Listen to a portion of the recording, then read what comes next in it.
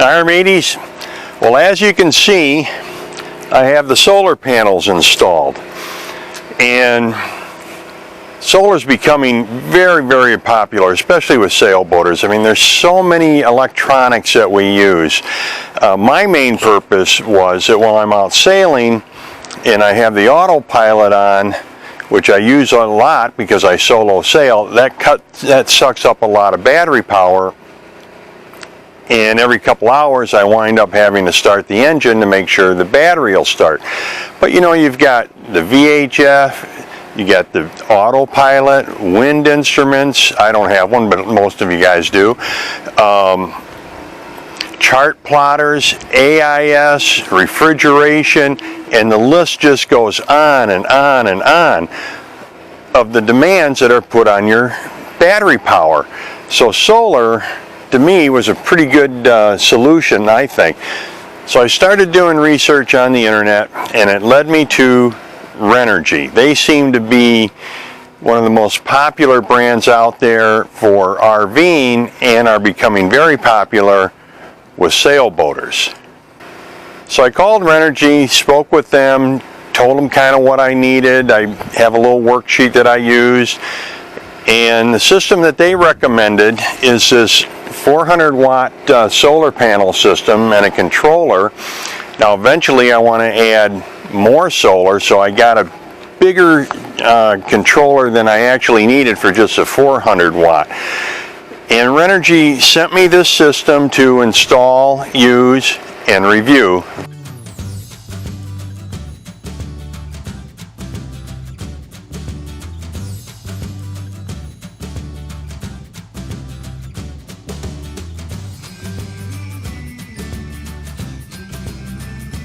Well, these cables here are from the solar panel, and we'll use the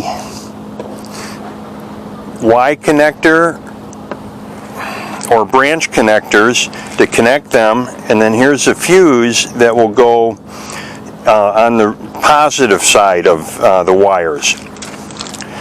Then these cables come out of the controller and go to the battery.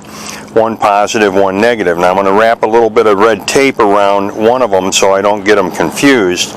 Then, let's say this is a positive, it will get hooked to this, then to here, and to the battery.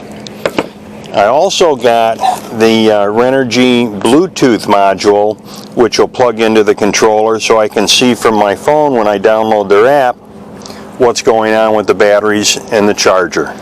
So I'd like to share with you some of my thoughts and what I've learned in installing this and the steps that I used.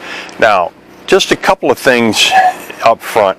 Don't attach things to the panel frames here.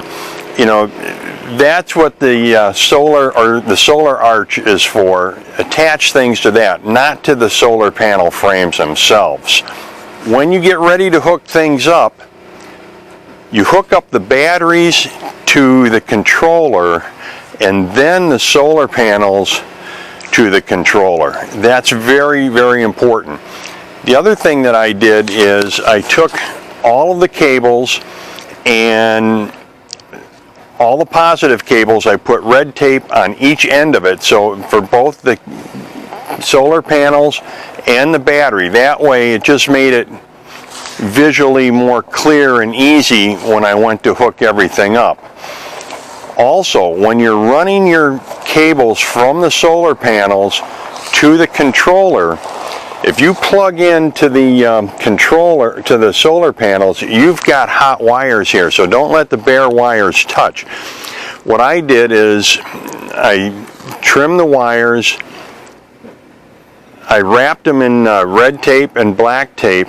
I ran the wires because, see, I ran them through the tubing of the radar arch, and I ran those before I hooked them up to the solar panels, just to be on the safe side. But here's the steps that I used. Of course, first of all, do the research, find out what system you need.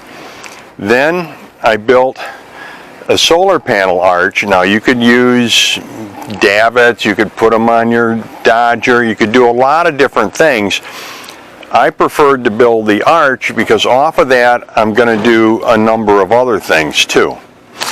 Then after I got the arch built, I installed the panels. Now when you install the panels, I have 4 of them.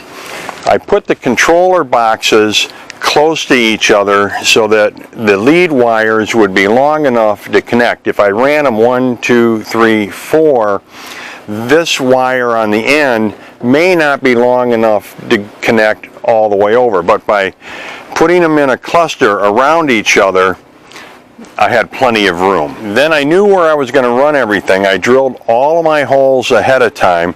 That way you can clean up as you go. It just makes the whole project a lot easier and you're not tracking things in and out of the boat. So I got all the holes drilled that I needed to run the cables. Next was to mount the control panel. Now I'm only on a 30-foot boat. I don't have a lot of bulkhead space. I did find the right spot for it. Got that mounted, got ready to install or hook up the batteries to it. Oh, I also mounted the Bluetooth connector. So I plugged that in, the Bluetooth module, I plugged that into the controller. There's also a battery heat sensor. Now you only use that on lead acid batteries or AGMs or something like that. You wouldn't use them on, you wouldn't use the temperature control on the lithium batteries. But I hooked that up to the controller. Now I ran all of my wires. I didn't hook them up to the controller yet. And there's a fuse box or junction box for the positive. Got that wired up. Then I wired the batteries, hooked up the batteries, went back to the controller, hooked those up. Now once that hooks up, the controller is going to activate and turn on. 2 things that you need to do with that is go to the control menu and pick what type of batteries you're going to be charging. AGMs, lithium, gel, flooded, you pick that. Then the next category under that is capacity, and capacity is for your batteries. Do you have 100 amp hours, 200 amp hours, 400 amp hours? You need to put that in there. Oh, also on the temperature control, that just gets taped to the side of the battery. It doesn't get stuck in the battery. You could just put it in the battery compartment, but I think it's more efficient if you tape it to the side of the battery. So now I'm ready to hook up the solar panels. And what I did is, I have the 4 panels. I put 2 in one series, 2 in another series, and I took these 2 series and I wired them in parallel. And there are some advantages of that which I don't understand 100%, but it's recommended from several people that we do it that way, and I guess it helps with the shadowing and keeping enough amperage going to the controller. I mean, you'll have to do your research on that, but that's how I hooked this up. Now once I got ready to hook up the positive, there's also a fuse connector there. Put that on the positive between the solar panels and the controller. Now I'm ready to hook up the solar panels to the controller.